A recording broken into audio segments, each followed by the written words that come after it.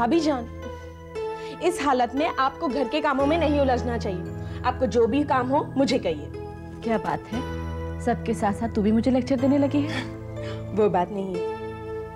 अल्लाह ताला ने परसों की दुआओं के बाद आपको ये मौका अता फरमाया है और मैं चाहती हूँ कि मेरा भतीजा बिल्कुल सेहतमंद हो। इसलिए अब आपको जो भी काम हो ना, आप मुझे कहिए। अरे तू जा यहाँ से। लाइए, मैंने कहा ना तू जा।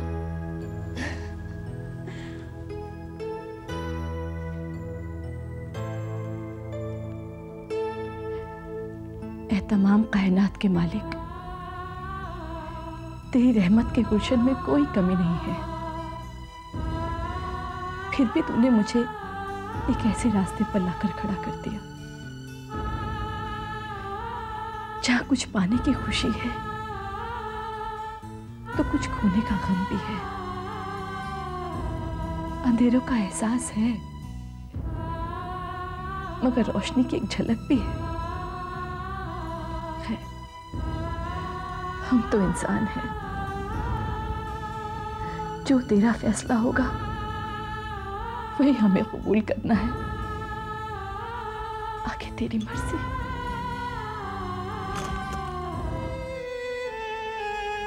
या मेरे मौला, भाभी जान बहुत अच्छी है। तू अपनी रहमत का ऐसा करिश्मा दिखा कि भाभी जान और उनकी आने वाली औलाद सही सलामत हो। आमीन सुम्मा आमीन।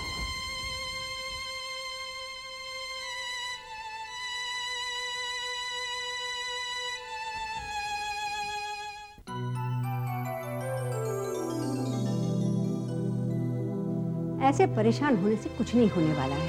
हमें आराम से बैठकर सोचना होगा कि हम क्या कर सकते हैं। ये बात आराम से बैठकर सोचने वाली नहीं है बेगम।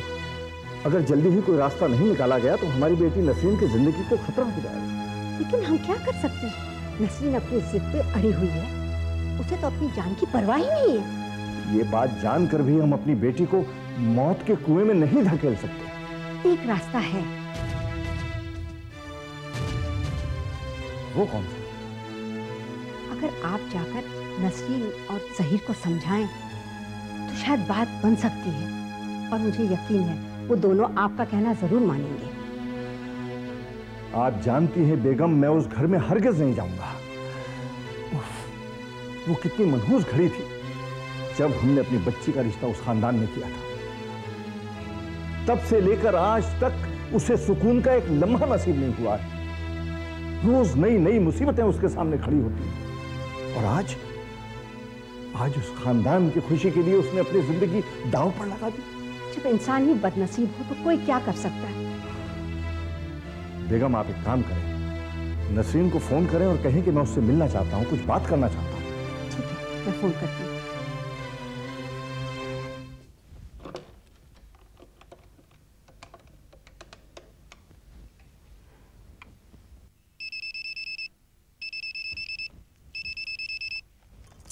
हेलो।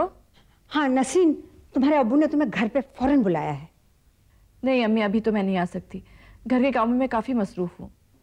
बेटी बात ही कुछ ऐसी है, तुम्हें अब भी आना होगा। बात क्या है, बताइए तो सही। देखो बेटी, मैं फोन पे नहीं बता सकती हूँ, तुम्हारे अब्बू बहुत टेंशन में है, तुम जल्दी चले आओ। ठीक है अम्मी, मैं अभी आती हूँ। जी।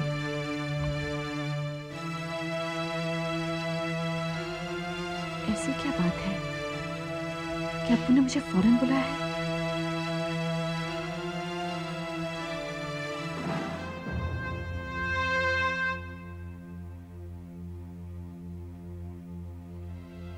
फारूक, तुम सोच रहे होगे कि मुझे अंदर करवाकर तुम्हें मुसीबतों से निजात मिल गई। नहीं फारूक, नहीं। असली मुसीबत को दावत तुमने अब दी है। तुम्हें दिलावर खान की ताकत का अंदाजा नहीं।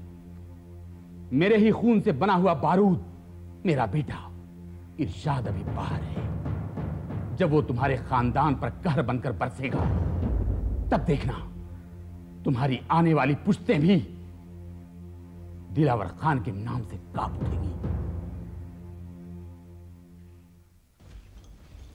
अस्सलाम वालेकुम अब्बू। वालेकुम सलाम बेटी, जीते रहो। आओ बैठो। अब्बू, आपने मुझे याद किया? बेटी, बात दरअसल ये है कि बेगम आप ही समझा दीजिए ना। आखिर बात क्या है? बेटी, हम चाहते हैं कि तुम अपना फैसला बदल दो। कौन सा फैसला? मेरी कुछ समझ में नहीं आया। बेटी, हम उस बच्चे की बात कर रहे हैं जिससे तुम्हारी जान को खतरा है। तुम उस बच्चे को... मैं समझ गई आप लोग क्या चाहते हैं, लेकिन ऐसा नहीं हो सकता। मैंने इस बच्चे को पाने के लिए न जाने क्या क्या बर्दाश्त किया है। जिन लोगों ने वारिस वारिस कहकर मेरा जीना दुश्वार कर दिया था, आज उन लोगों के सर झुके हुए हैं। और आप चाहते हैं कि मैं इस बच्चे को... नहीं अब्बू, ऐसा हरगिज नहीं हो सकता। यानी कि आप औरों की बातें सुनकर अपनी जिंदगी से खेलना चाहती हैं? क्या बड़ी आपा की जिद के आगे हम सबका प्यार कुछ भी नहीं है? मैं कुछ नहीं जानती। जो मुझे ठीक लग रहा है मैं वही कर रही हूँ। नसरीन, बेटी तुम ठीक नहीं कह रही हो। तुम्हें इस बात का जरा भी इल्म नहीं है खुदा ना खास्ता तुम्हारी जिंदगी को कुछ हो गया तो जहीर का क्या होगा? नास को कौन संभालेगा? जिंदगी अगर सही हो तो औलाद फिर हो सकती है, लेकिन जिंदगी दोबारा नहीं मिलती बेटी। और फिर वो खुशी किस काम की जो अपनों के दिलों में दुख पैदा करे।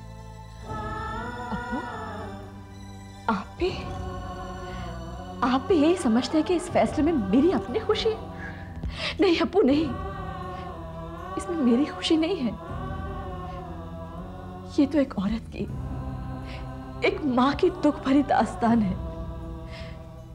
बार बार सरे महफिल जिसके कोख का मजाक उड़ाया गया। अम्मी,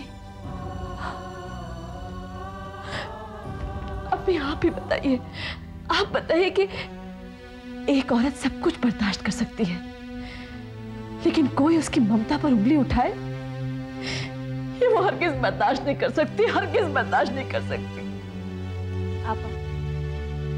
आपकी ये सारी बातें आपकी कमजोरी बयां कर रही हैं। आप ये क्यों नहीं समझती कि आप जो जंग लड़ रही हैं उसमें हम सबकी मौत है? हाँ बेटी, ये सरासर खुदकुशी करने वाली बात है। बेटी, खुदा के लिए हमारी बात मान जाओ और अपने जहन से इस बच्चे का ख्याल निकाल दो। वाह अप्पू वाह, आप ही नसीहत देते थे ना कि ऐसा करना इस्लाम के खिलाफ है, मजहब के खिलाफ है, और आज आप भी। बेटी, अल्लाह ने औलाद को माँ बाप के सामने इतना कमजोर बना दिया है कि उन्हें बच्चों की जिंदगी के सामने और कुछ नजर नहीं आता। तो अप्पू, मैं भी तो वही कर रही हूँ जो एक माँ को करना चाहिए। अगर आप औलाद के लिए मजबूर हो सकते हैं तो मैं भी तो औलाद के लिए मजबूर हो सकती हूँ। मगर बेटी, नहीं अम्मी, मैं हर पल हर लम्हा मर मर कर नहीं जी सकती। मैंने जो फैसला कर लिया है मैं वो बिल्कुल नहीं बदल सकती, बिल्कुल भी नहीं।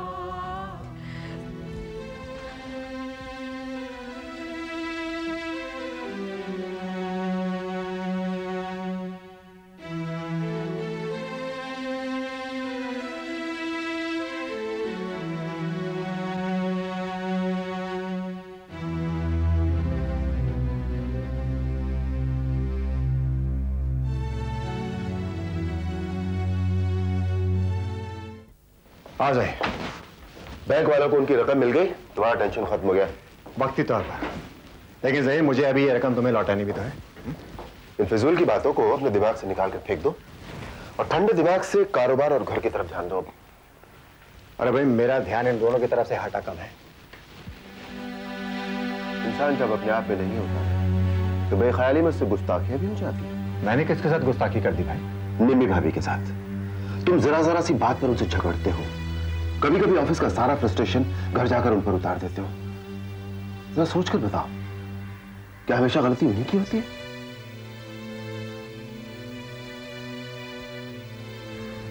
मेरी बात का बुरा तो नहीं मान गए? नहीं ज़हीर, तुम शायद ठीक कहते हो। जहन जब भटकता है तो अच्छे बुरे की तमीज खो बैठता है। तुमने ये एहसास दिलाकर मुझ पर बहुत बड़ा एहसान किया है दोस्त। दोस्त एक दूसरे पर एहसान नहीं करते, एक दूसरे की परेशानियों को बांटते हैं। हाँ यार, इतना हक है तुम्हें कि तुम मेरी गलतियों की तरफ इशारा करो। चलो, जो हो रहा था सो हो गया। जिंदगी में ऐसे मकान तो सुधीर आते ही रहेंगे। बाहर की आंच को कभी भी घर की आग मत बनने देना। कभी नहीं बनने दूंगा दोस्त, ये वादा रहा। अब इजाजत दो, ऑफिस में सब इंतजार कर रहे होंगे। खुदा हाफिज। खुदा हाफिज दोस्त।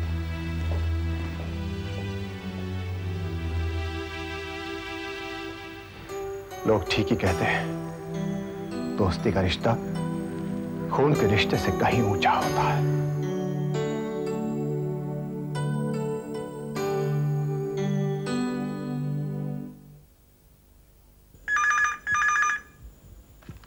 हेलो,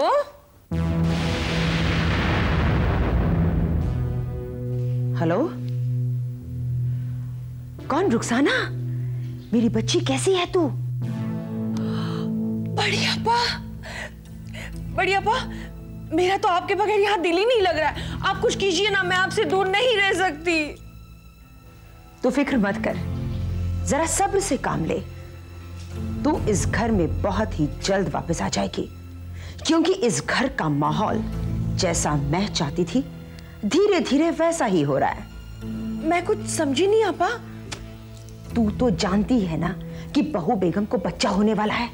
हाँ, वो तो पता है।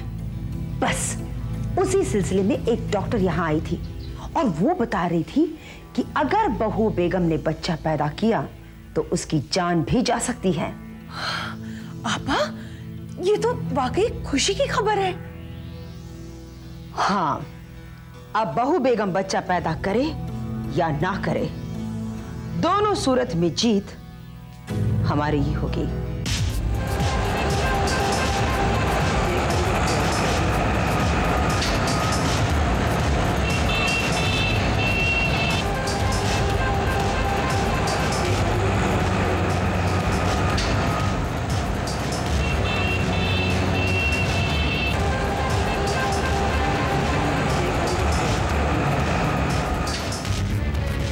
बेवकूफ लड़की, क्या तू ये नहीं जानती तुझे इस घर की मल्लिका बनाने के लिए मैंने क्या क्या नहीं किया?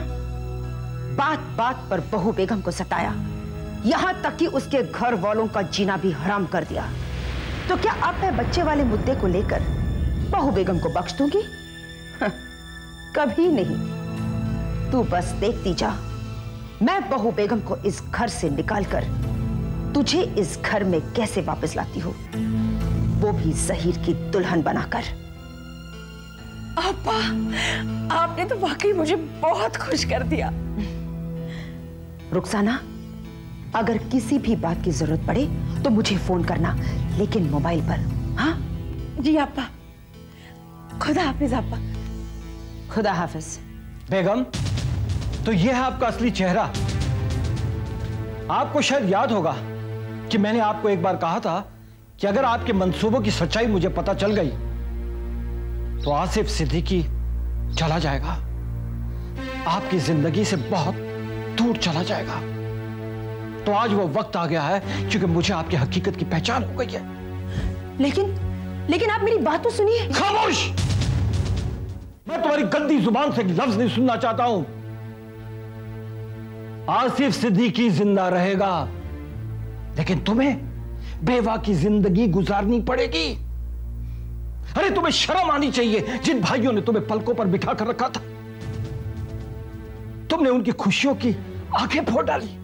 इस जन्नत जैसे घर को तुमने दोज़ख बना दिया है। बस आसिफ मियां, बस। ज्यादा तकरीर करने की कोई जरूरत नहीं है। आप तो ऐसे भाषण झाड़ रहे हो जैसे मुझे महलों की रानी बनाकर रखा हो।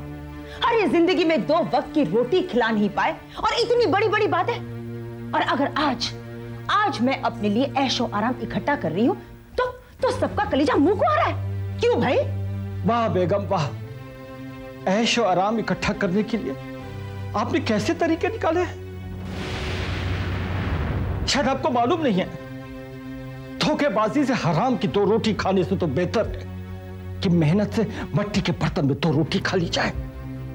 अल्लाह ताला ने इंसान के लिए 2 रास्ते बनाए हैं, एक जन्नत को चाहता है और दूसरा दोज़ख को। और आप जीते जी आपने दोज़ख को अपना लिया। आसिफ मियां, जरा ठंडे दिमाग से सोचिए। बड़ी बड़ी बातों से जिंदगी नहीं चलती, अगर चलती है तो पैसों से, सिर्फ पैसों से। इसलिए मेरी बात मानिए और मेरा साथ दीजिए। मैंने तुम्हारी जैसी नमक हराम शख्सियत नहीं देखी। पता नहीं मैंने कौन से गुनाह किए थे कि मैं आपकी जिंदगी में दाखिल हुआ। उजाड़िए बेगम, जिस तरह जी चाहता है इस घर को उजाड़िए, लेकिन मैं जा रहा हूं, हमेशा के लिए आपकी जिंदगी से जा रहा हूं। क्या बात है दूल्हे भाई, आप कहां जा रहे हैं? नसरीन, मैं आज सब कुछ खत्म करके जा रहा हूं। इस जलील बीवी के साथ रहने से तो बेहतर है कि मैं अकेला रहूं। नहीं दूल्हे भाई, आप ऐसे नहीं जा सकते। पहले बताइए बात क्या है? आप मुझसे पूछ रही हैं कि बात क्या है? इस औरत ने आपके घर को दीमक की तरह चाट चाट कर खोखला कर दिया है। आपके साथ बुरा सलूक किया है, आपके घर वालों की बेइज्जती की है। इस औरत के साथ रहकर मैं अपने आप को और जलील नहीं कर सकता। मैं जा रहा हूं। दूल्हे भाई नहीं दूल्हे भाई नहीं, झगड़े किस घर में नहीं होते, लेकिन इसका मतलब ये नहीं कि हम आपसे रिश्ते में तलखियत की जहर खोल दें।